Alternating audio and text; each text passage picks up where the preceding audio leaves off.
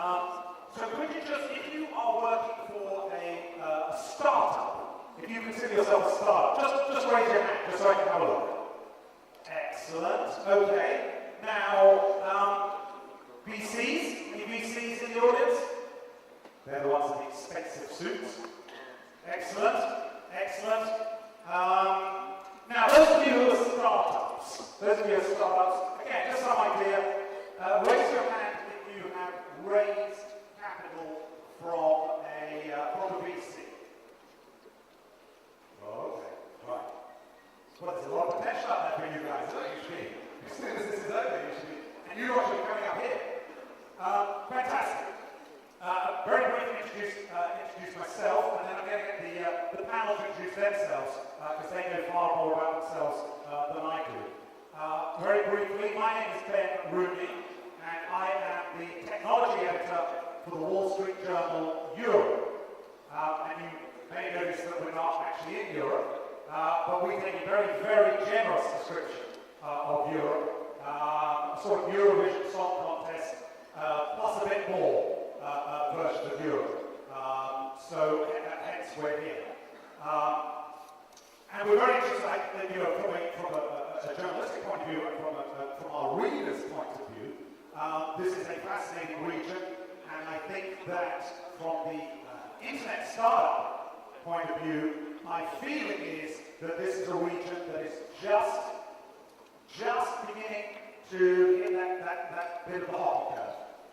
But maybe our panel will be able to discuss that. It's just getting poised to take off. Enough about me. We have this fantastic panel, and by the way, I hope we've got microphones.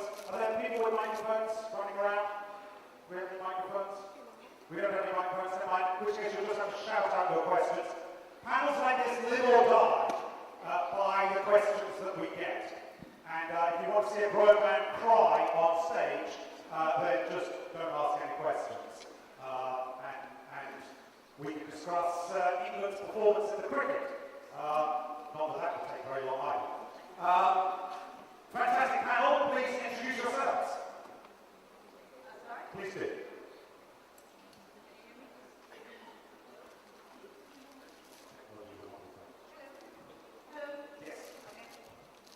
Hi, my name is Maktoub, and I basically am a co-founder and managing partner of Ugliness Ventures. It's many of you maybe here don't know about us yet, but we basically started our roadshow a couple months ago, and we're hoping we will have the first closing by May this year. We were very excited really about this space, and we'd like to really be a game changer when it comes to how we see we'll be able to help entrepreneurs on the ground, and specifically youth and women within the Arab region. Excellent, thank you very much.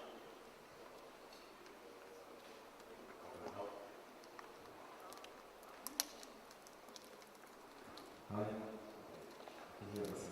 My name is Worrisome. I'm a managing partner of Middle East Venture Partners. We created our VC firm about 2 years ago, raised some money, and invested about $6 million in 9 companies so far, soon to be 10. What can I say? We look for early stage companies within the ICT sector in general, and we're open to other sectors. Our geography is limited to Levant, MENA, but we focus on Lebanon, UAE, and somehow Jordan. And our investment ticket size is between $200K and $1 million. And we have a stand booth out there, so visit us. Working? Yeah.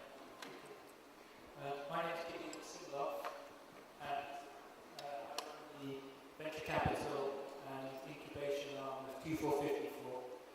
2454 is an initiative of the Abu Dhabi government to build a media and entertainment hub in Abu Dhabi serving the region. From a venture capital point of view, we look for startup companies, early-stage companies that need capital and they need support to grow. We invest across the digital media sector. We're We can invest also at a variety of different stages, giving either tens of thousands or hundreds of thousands or millions to companies to take them forward. We have a portfolio of more or less 10 companies which are spread across a number of sectors that we think are attractive. Those are online publishing, gaming, online gaming, TV, animation, IP, and we're just moving into music because that's a core media sector too. One last thing I'd say is we see ourselves as value-adding investors, so we have a background in the media space, but we're also connected to a much larger entity, which is 2454, and the work that we do is designed to help companies grow from Abu Dhabi. So we put a lot of effort into unlocking the UAE market and the wider GCC market for the companies we invest in. We also look to connect the investments that we make, the investing companies we get involved with, to the wider community based in Abu Dhabi. We have a number of companies that are based from Ubisoft to Cartoon Network. We try and engage in business development activities with our portfolio. Okay. Hello, my name is Basin. I'm a partner with SEC Ventures. We are probably one of the newest venture capital names to the venture capital ecosystem in the MENA region. We launched just at the end of last year. Our anchor investor, as the name probably suggests, is Saudi Telecom Corporation. So they're our sole investor. We're actually managed by a very well-established pan-European international VC called Maktoub, who are headquartered in Paris, very much invest internationally. Our total fund size to start with is $50 million. Do a good job, but we can obviously to expand that in time. Our focus is on the technology, communications, and media space, so a fairly broad investment spectrum. In terms of the tech stage of investments, predominant focus is early to later stage investments. Also looking to do selected seed investments in the Saudi market. Our geographic reach is very much pan-MENA, so we can invest in businesses based anywhere. And our kind of investment ticket ranges from, say, 1 to 5 million, obviously for the seed investments. We're looking to dip below that 1 million figure. We have clearly an office in Riyadh. We have a couple of partners. We also have a base in Dubai. And as I mentioned before, the wider international network of arts capital, our parents. We, as a sector specialist investor, obviously look to add value where we can, but the one thing that we are really keen to do, wherever possible, we're investing in businesses. We are keen to try and help businesses that we invest in unlock synergies with the wider Saudi Telecom group. So tapping into the marketing know-how and muscle, the distribution capabilities, consumer insights, not just in the Saudi market where they have 25 million subscribers, but across the broader international mobile telecommunications network. I think they have 150 million subscribers across 10 plus territories. So a very powerful partner to be working with, and one that we hope can offer some serious benefits to the investing companies that we get involved with. Thank you. My name is Haddad. I define myself as a schizophrenic entrepreneur. I've been building startups for the past 10 years, mostly in Boston. My last startup is an early search engine called Gaeman, which we're going to make an announcement soon. That's going to also be a good announcement. But throughout my days in starting my company, I started growth in Boston and not in the Middle East. Because I couldn't find investors, I went to every single VC back then that basically tried to take some money, and the space 2 or 3 years ago was completely different. So as I was trying to fundraise, trying to hire, trying to go to market, I faced some obstacles, and I've been thinking about how can we leapfrog when there's no ecosystem around, and how can we really create a truly engaging and enabling platform. So I started a non-profit called Gala Startup, and we did the first startup weekend in Beirut 2 years ago. And then through that, I also recently moved to Wanda, and I'm currently heading Wanda, which we define ourselves as an ecosystem. So a lot of the thinking throughout my past 10 years actually came into distillation into this platform. What we do is how we enable entrepreneurship is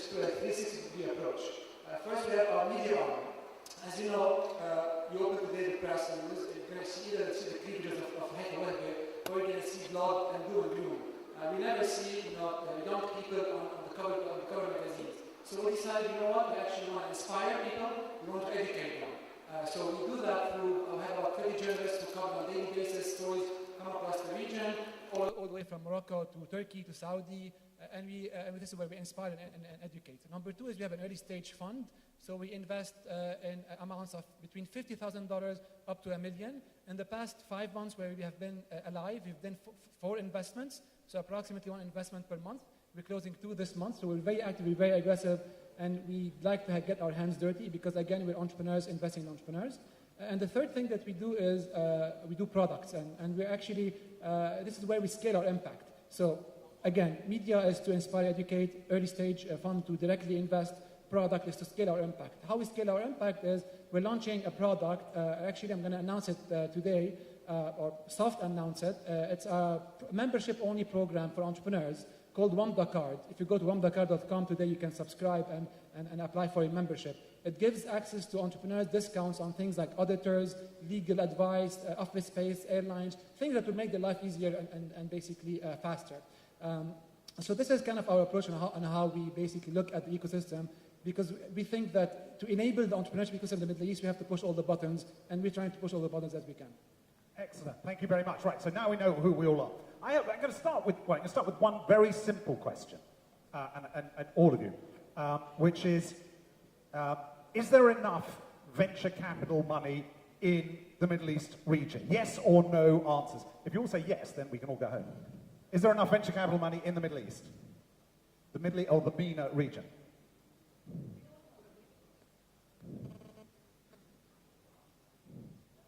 Try the other one. Maybe that. Hello. Yes, Yeah, there you yeah. Okay. We're all here, I don't know if you've been here 2 years ago when ArabNet started, and basically I'm very impressed that every year we're here, we see more and more entrepreneurs and better quality of entrepreneurs, and even, more VCs are coming. We're one of them as well.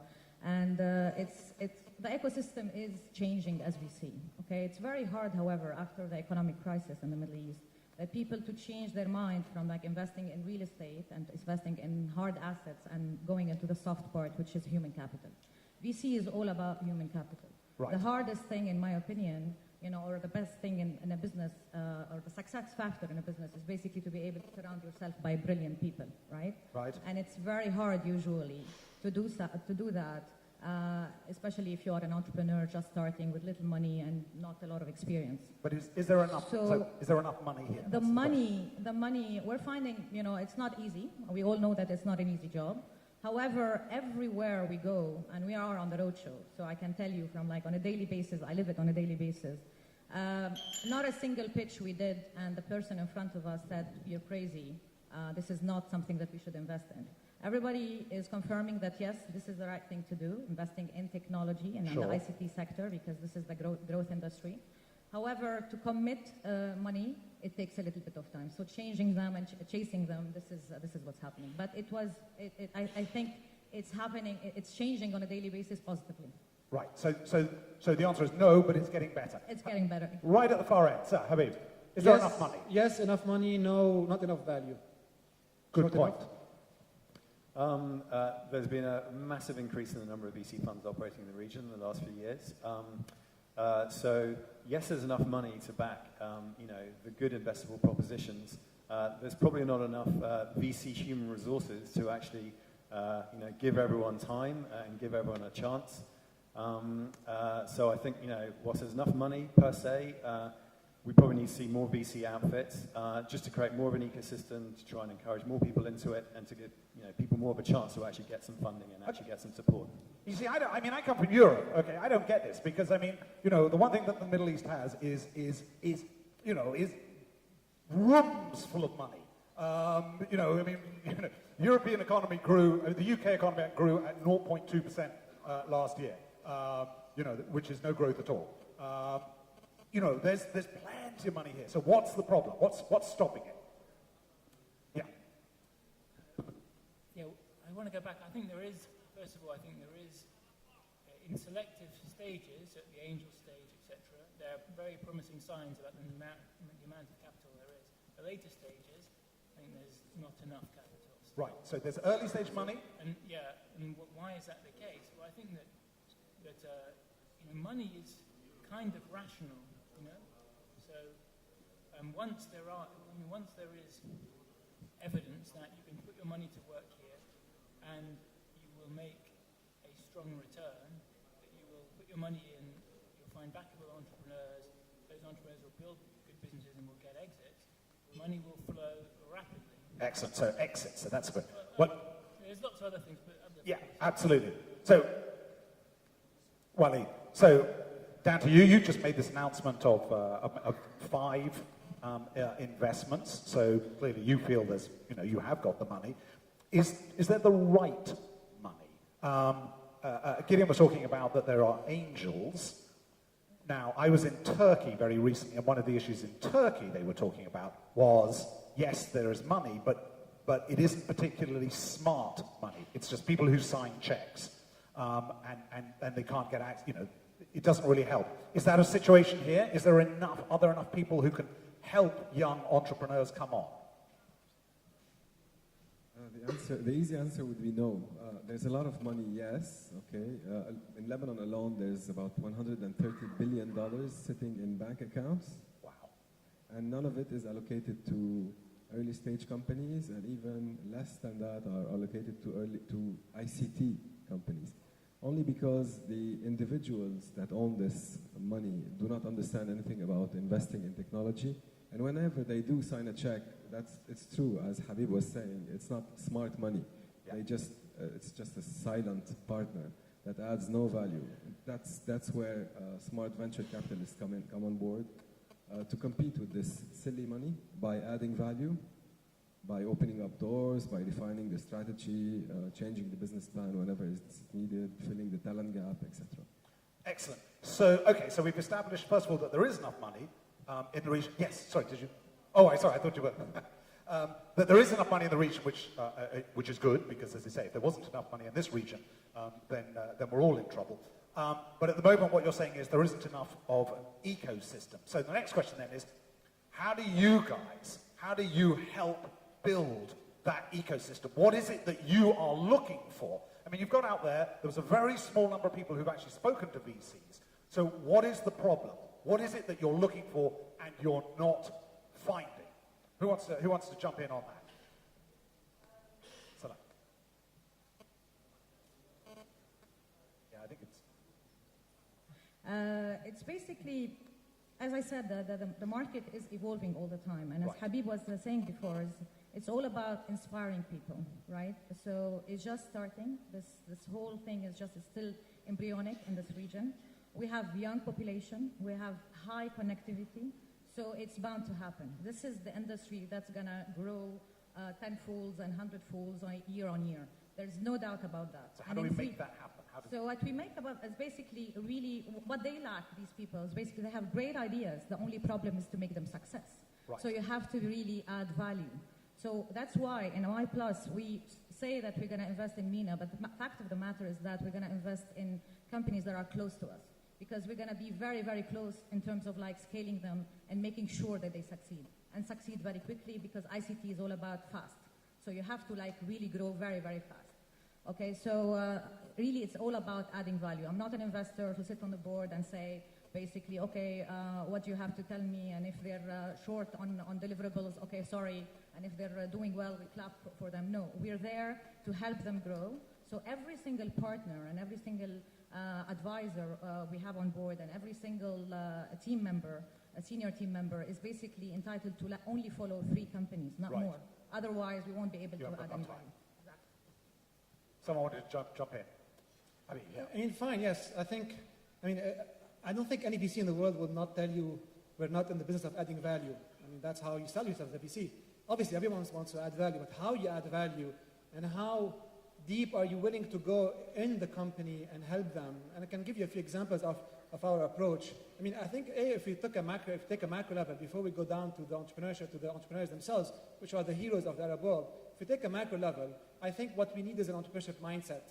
I think it's not just about having the right VCs, the right education, and the right government support. It's actually about having all of those at the same time. And how you change those, because again, we're not in a mature ecosystem, is we first try to work on the mindset. If today the government of Saudi Arabia, who is, as you said, has more cash than it can fill any rooms. If today the government of Saudi Arabia decides we want to help entrepreneurs, and they're doing that, and I think there is amazing movement happening towards that. But if the money trickles down to the private sector investing it, and not the government-run VCs investing in, that's one thing where we talk about mindset. Thinking about how entrepreneurs react, not trying to put conditions that would dampen the entrepreneurship spirit, and working towards that. So the way we try to work on that is through the media, is educate and inspire.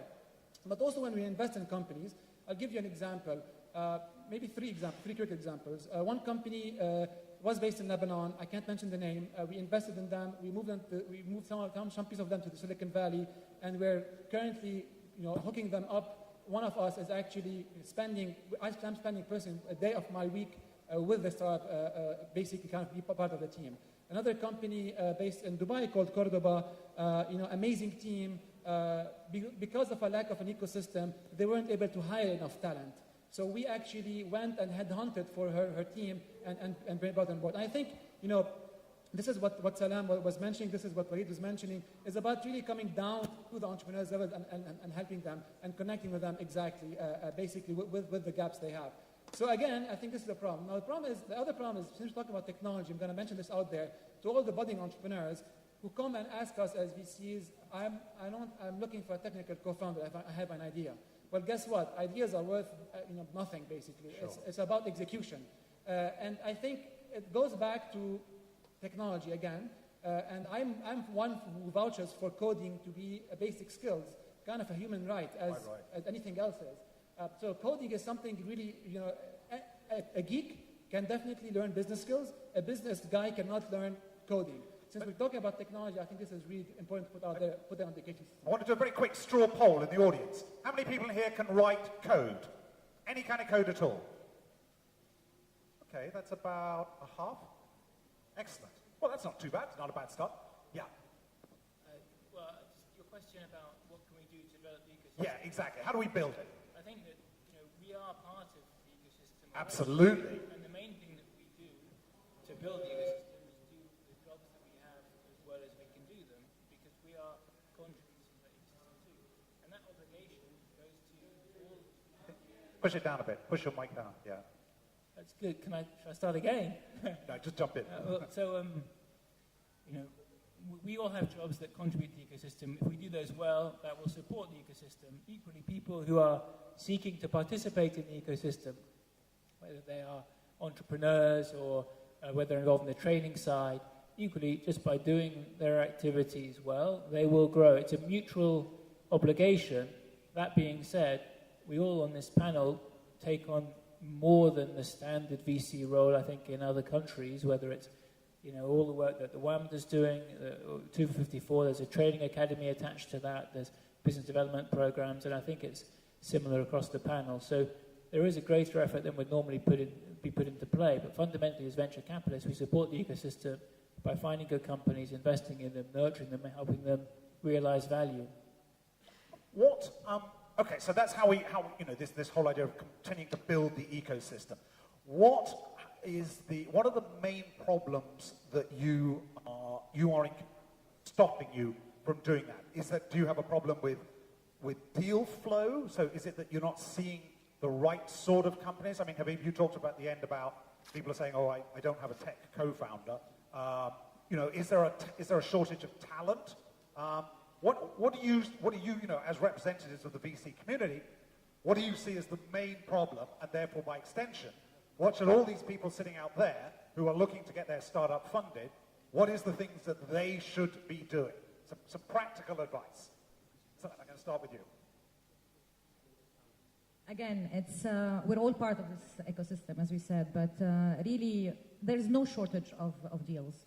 2 years ago, it was hard. A year ago, it was better, and then it's getting better as we speak. So the deal flow is getting better. The quality of entrepreneurs is getting better. But however, all of them need intellectual, the intellectual capital in a way, more than the financing capital. Right. So they're looking to a large degree, the ones who would look only for capital are like really mistaken, because they cannot go on and like grow the company and become a successful company unless they surround themselves, as I said, by like more brilliant people and good people.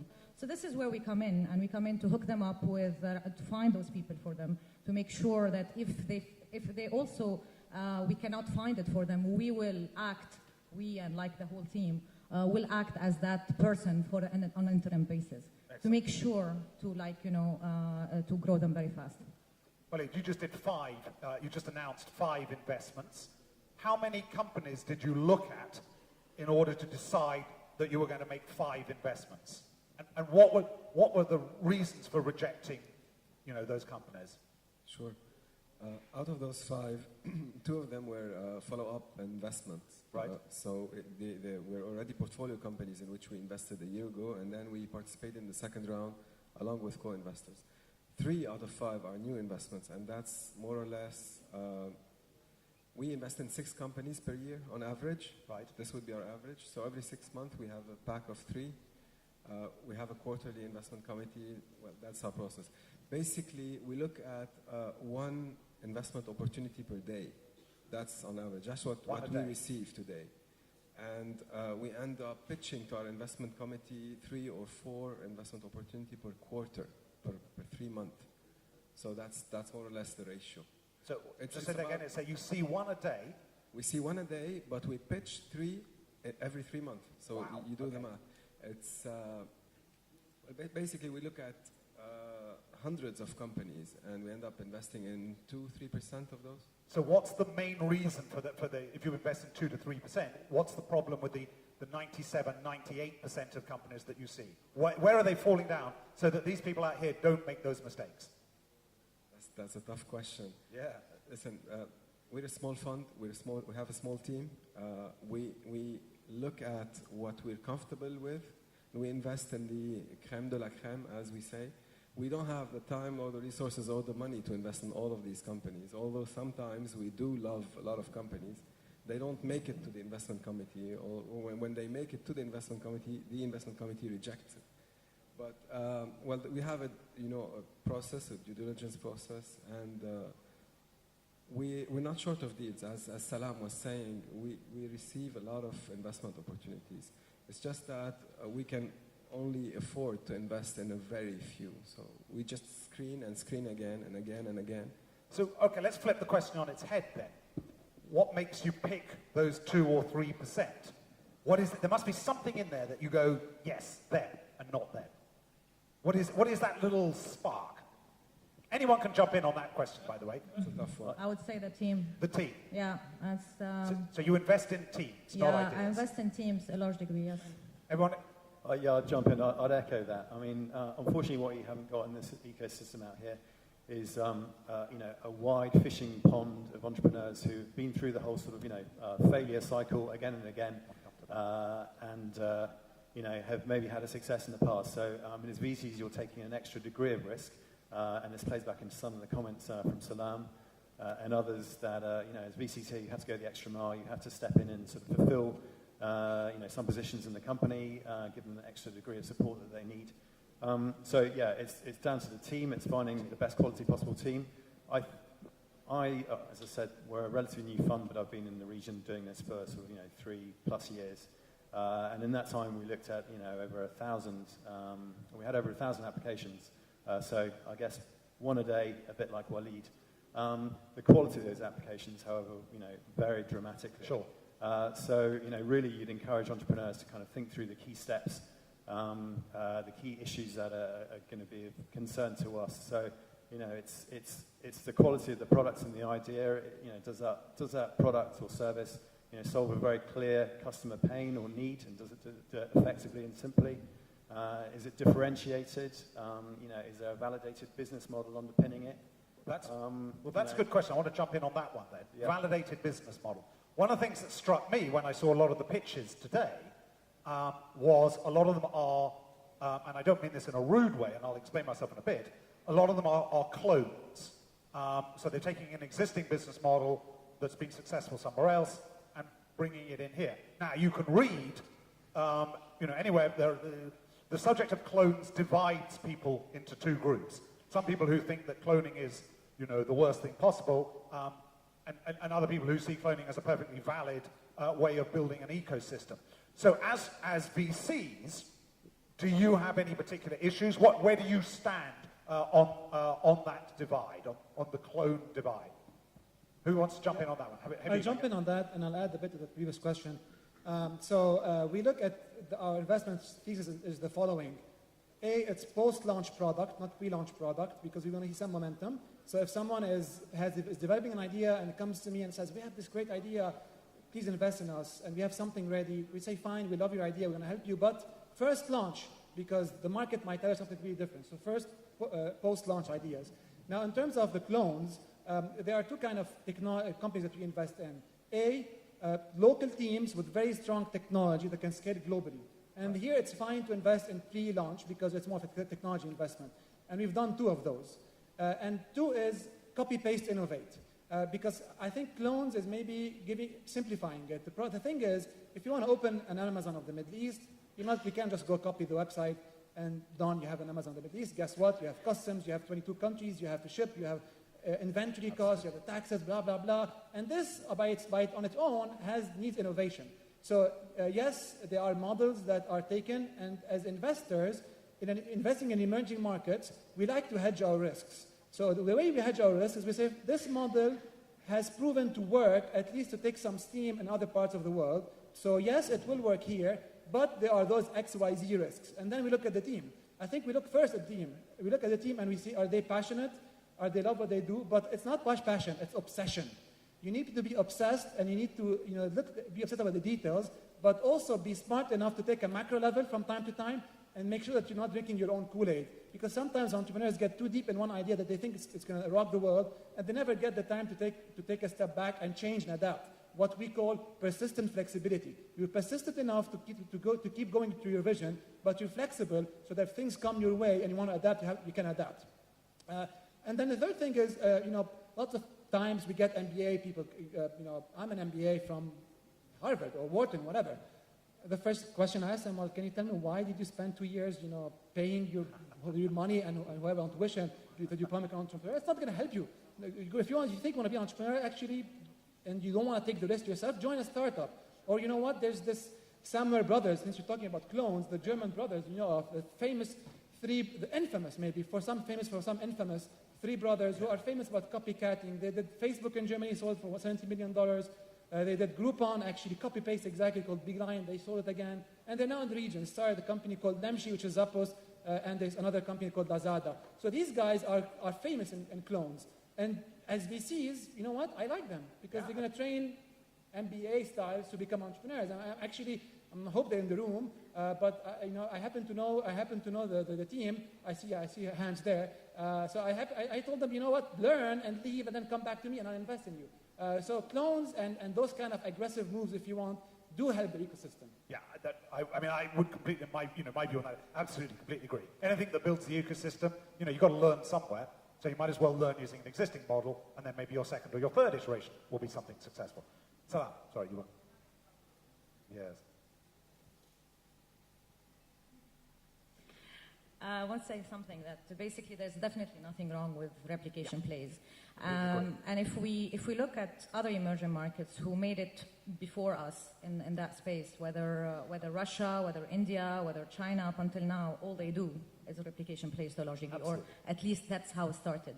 So there are certain things that you can replicate, but definitely in the digital content space, and we lack a lot on that front. It cannot be replications because it's ours. It's from the Arab region. It's from our culture, and it has to be different. But replication plays makes our VC, our investment process much easier because we're still at the early stage.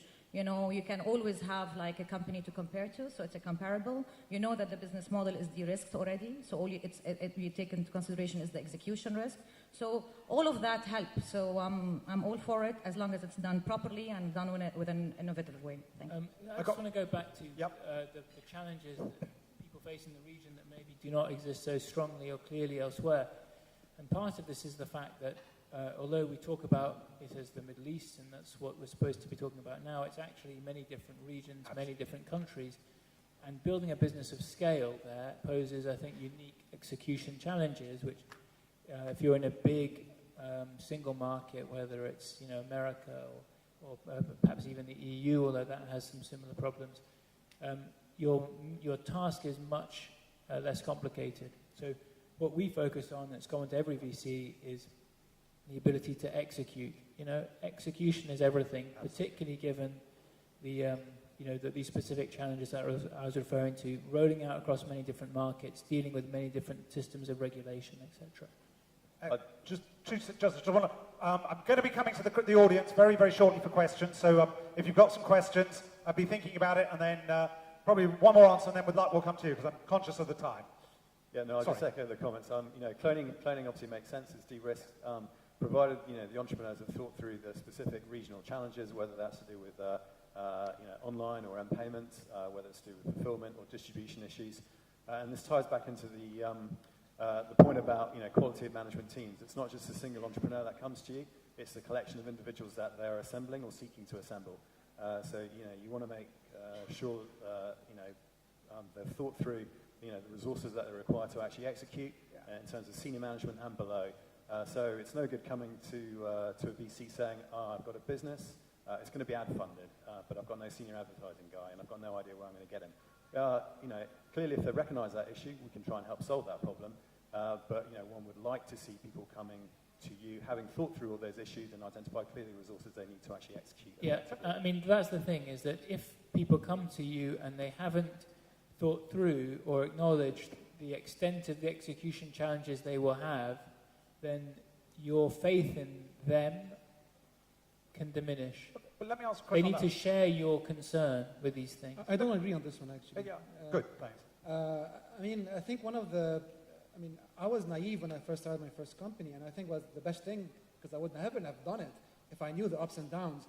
You have to be an entrepreneur to understand that, actually it's okay to be naive and not know. As long as you're obsessed and you're passionate and you think that you're going to stay through. Yes, if he or she is completely oblivious to the fact of the obstacles they're going to face, fine. But, there's this cycle of entrepreneurship. First, there's uninformed optimism. You think you're going to do the work. You get a peak, and then there's informed pessimism. You go down, oh shit, going to crash. And then either you crash and start again, and this is where persistent flexibility comes back, or you fix and then you go up, and it's informed optimism. And every single entrepreneur passes through that. Intrapreneur, entrepreneur, anyone who's starting a new product, a new business will pass through that. As long as entrepreneurs are well aware, and we tell them as VCs or as media arm as well as one, but we educate them about all of those obstacles, and they want to take it, then I think it's fine. I think here comes the role of mentorship. Do we mentor them throughout the way? As long as we think that they can go through that. But if they're just for check marks, I'm an entrepreneur, I can put it on Twitter, it's my bio, and I'm so cool, then, this is where I think, I agree with you, it's execution to not go through that. Well, can I just ask a question on that? How early, let's say there's someone out there, and I'm going to be looking to student people, there's someone out there who's got this great idea, they've invented, the new Facebook, or whatever it is, and it really is a great idea, and they're incredibly passionate about it, but they're in that very early stage. When should they start talking to a VC? At what point, do you want to hear from them? Are you only interested in them when they've got a, minimum viable product, they've done some research, they've done a whole, or do you want to start the conversation early and just, keep it ticking along? What are your views on that? Who's going to jump in? From our side, according to our investment guidelines, we only come in, in the VC terms, the Series A, which is basically the product is launched. Right. You have some traction on users, you have some revenues, or your rate card with respect to, whatever you want to sell on advertising or whatever is your business model has been checked in a way. Right. Okay, So you're not interested in talking to them before? We only we talk to everyone, but investing. I talk about talking, not investing. However, even I think at a later stage, and even now, we will invest seed with the people who have done it before, like serial tech entrepreneurs, people that you want to catch from now because you know that they will be able to do it, right? And now that the ecosystem is just starting, we're going to have more and more of those in like a few years' time. At the moment, we focus on mainly early stage, what we call early stage, which is basically after seed, after angel round. And, Okay. I just want to go back and disagree again. Yes. Because I think that's what you want, right? Yes, so, absolutely. Here, we'll give it a go. Throw your chair at him. And I'm not really disagreeing, but it comes down to trust. Why you back a given entrepreneur or not? And some people you trust them because they are passionate and committed and have a never say die attitude, and some people you trust because they are, because you think they've thought it through and they've assessed the execution challenges and can deliver on that. It's like if you're picking someone to carry a tree up a hill, you might pick the strongest person in the room because you think you can do it, or you might pick the cleverest person because they'll figure it out somehow. They'll get the strongest But person you've got to do it. trust their ability in some way to do it. It comes down to just trust. Okay. Excellent. So, have we got any... Before we do... I'm agreeing. You're agreeing. Oh, excellent. Have we got any questions? Look, this is a fantastic opportunity. You're never going to get this panel of VCs in a room at any other time. If you're an entrepreneur and you don't make the most of this, then you can't really call yourself an entrepreneur. Right at the back, I don't know if we've got any microphones. Working? Hi. Have we got a microphone? One running down that way. Thank you very much. And then just introduce yourself, and then here we go. Splendid, thank you. Hi, my name is Sarah Karam. I work with Living Social. I'm actually soon moving out to Silicon Valley, but I wanted to ask, I'm not actually really an expert on the field or anything, but it seems that in Silicon Valley, a lot of startups are funded by multiple VCs in one round. Is that the case with you here? And if it's not, why not? Because I think, Hanna, you were saying that there isn't always enough money. Like, you've got a lot of startups, we don't have the money, but is there the option for 20% funding from you, 20% from WAMDA, 20% from somewhere else? Can you hear me? Yeah. Yes, It's within our intrinsic question. Strategy to invest with co-investors. Not just because there isn't enough money, but in order to add more value. And by the way, we try not to compete within other VCs. We try not to, whenever it's possible to co-invest. But, well, take the example of today, where we announced 5 investments with 5 co-investors. Probably one of them is a venture capitalist, the other are strategic investors. It doesn't have to be venture capitalists co-investing. Actually, sometimes it's even better to co-invest with a strategic. I'd agree. More hands, more brains around the board table it can only be a good thing. We're there to help solve problems, so more brain power is good. We're there to leverage networks, so wider networks is good. We're there to fix human resource issues, so again, the ability to reach out the tentacles and find the right person to complement that team, that's all good. I think there's a practical reason currently why there's maybe not so much co-investment. The deals in the region at the moment are still quite small. Obviously, there's quite a lot of work and effort that goes into sourcing a deal, negotiating it, and then working with that business going forward. And therefore, the VC needs a bit of bang for his sort of time input buck, if you like. Right. I think as the market develops and we start seeing bigger and bigger deals, then those co-investment opportunities will become much more common. And I would echo what Walid said. We're very keen to work with everyone in the VC ecosystem. It can only help companies. Excellent. Any other questions? Make the most of it. Gentleman over there. And then it was someone over here, wasn't it? Yeah. You and then. Thanks. Hi, my name is Daniel Neubert. I'm from Shahia.com. What are your plans for exiting your investments? Who wants to talk about exits? We didn't talk about exits. I can take a stab. Sorry, you want? No, you. Since it's a market that hasn't yet been proven of exits, at least as WAMDA, we're not obsessed about the exits, as long as we think that the companies can sustain themselves up to a certain point where someone would love to either acquire you or go IPO, but IPO obviously is not an option, or there's no demand for that here. But what's interesting, so that's like the fluffy answer, but what's interesting is I'm seeing a lot of activity happening between Turkey and the Middle East, and we think Turkey is going to get more active. It already has done an acquisition in Saudi. Peak Games has acquired Kamilna, and there's lots of acquisition actually happening, that we don't hear too much about. That's number one, Turkey to the Middle East. Number two is China to the Middle East. And this is something that's going to be the unexpected one. And we've seen it happen Baidu actually started opening an office in Egypt. They tested a bit. I don't think it worked too much with them. They're probably going to start acquiring more.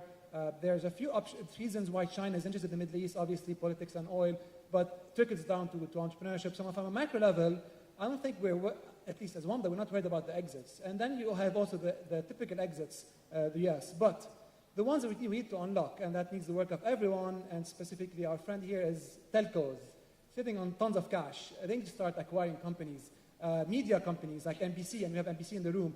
They need to start, saying, you know what, we want to engage people in the ecosystem. We want to involve them in our growth. So that's something that private sector in the Middle East usually has not gone through. It's blamed for being a bit greedy, a bit more protective. I think it's going to change, but when that changes, I think it's going to be a paradigm shift. Fantastic. There's a gentleman down here with a question. Yep. Yes, hi. My name is Kaser. I have a question regarding what type of projects you fund regarding, are they predominantly for the MENA region, or are you also interested in using talent and using resources in the region to ship it right back to the United States or the UK? Who wants to jump in on that one?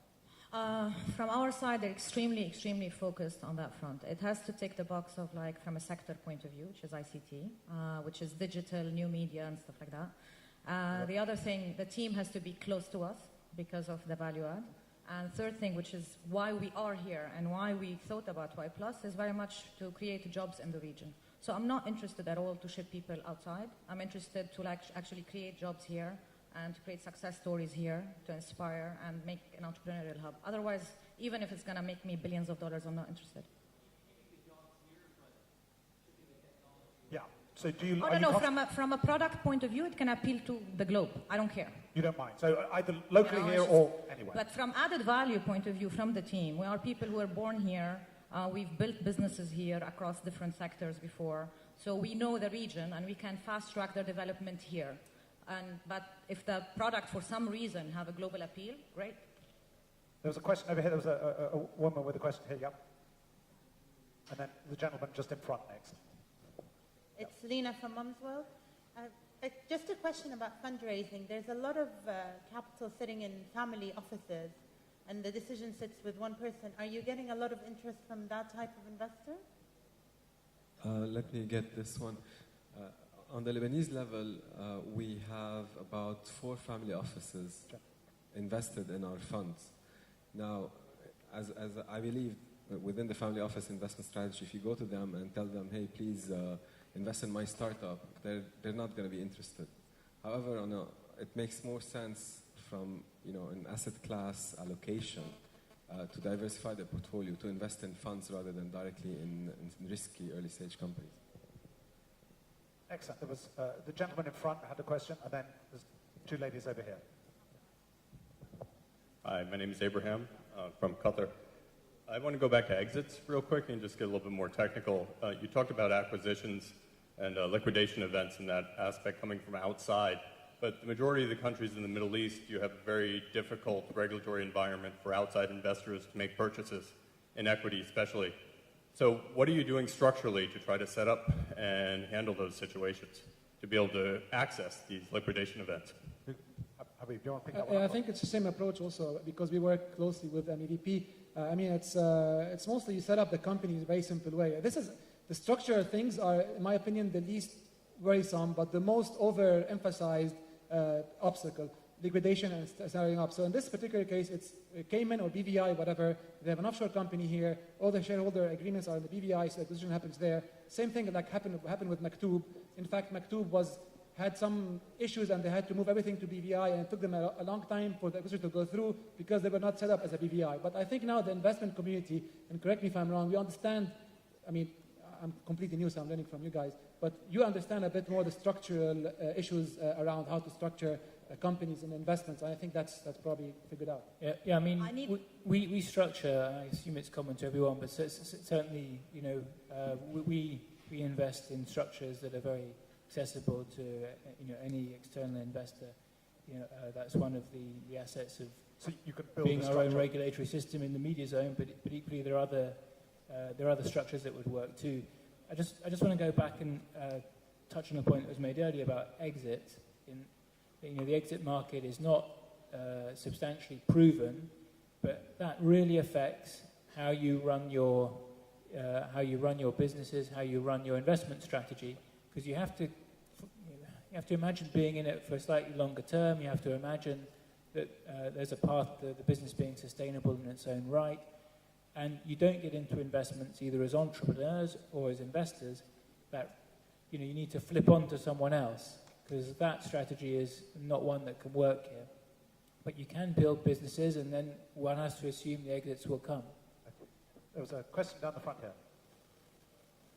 Okay. Hi, my name is Jumna Nahas, and I have one question that's about this checklist. The 2 points I wanted to ask about, do we have to, if the startup has both a digital and a non-offline strategy, is it considered as a strong point or not? Because I know we're in a digital summit, but if it does have an offline strategy as well, does it appeal to you or not? And the other question, and the other point is revolves around if I'm more in the business side and marketing aspect. I'm not a coder. Does it play in my disadvantage to this extent, or not really, because you just highlighted the coder and the... Okay, let's take that. So that's two questions. Well done for sneaking two in one. So the first one, an online and an offline strategy, does that cause any issues? And the second one is about the team building. Who wants to jump in on the first one, about online and offline strategies? I think, well, so I'll answer on the first one. I think, any VC has to be confident that, the management team sitting in front is capable of actually, executing on that business plan. And if it's an overly complicated business plan, then that perhaps raises some question marks. That said, clearly, as people have mentioned, there are sort of, additional risks attached to certain business models in the region, because of, the size of the online advertising pot or whatever it happens to be. And therefore, if a business has, two alternative sources of revenue, which are sort of, if you like, decoupled, then that can actually be a sort of a strengthening feature factor which might make the business more attractive to a VC. So it comes back to their ability to execute. In itself, it's not a problem, but look at the team and can they do what they promised to do? Can they do what they want to do? Yeah. Excellent. And, so that and does having, an additional, revenue stream actually benefit that business, de-risk the proposition? Or equally well, I suppose it could be a weakness. Who wants the last question? I'm conscious of the time. This will be the last answer. The one on the team. So here we have someone with great expertise in management, but perhaps not a coding one. Who wants to jump in on? Can I ask a question to the audience? There they are. Okay. So we've spoken a bit as investors in the region and about what we think of this venture capital business and how it applies to the region. But what do people think about the quality of venture capitalists in the region and the quality of service that we offer? And just interested in like a straw poll. Don't throw tomatoes, but just I'm curious to what do people think about it? I don't know. How do you structure that as an audience participation? Okay, how do we structure this as an audience? So here's the question then. If you think that the VC industry in the MENA region is fit for purpose, in other words, does it do what you as entrepreneurs want? Put your hand up. Does it do what you want it to do? Oh, okay, guys, you've got a lot of work to do. That's a great question. So I'm guessing, boy, do you have a lot of work to do. That's an awesome question. Unfortunately, we could carry on all day, but unfortunately, we've run out of time. Fantastic panel. Thank you very much indeed.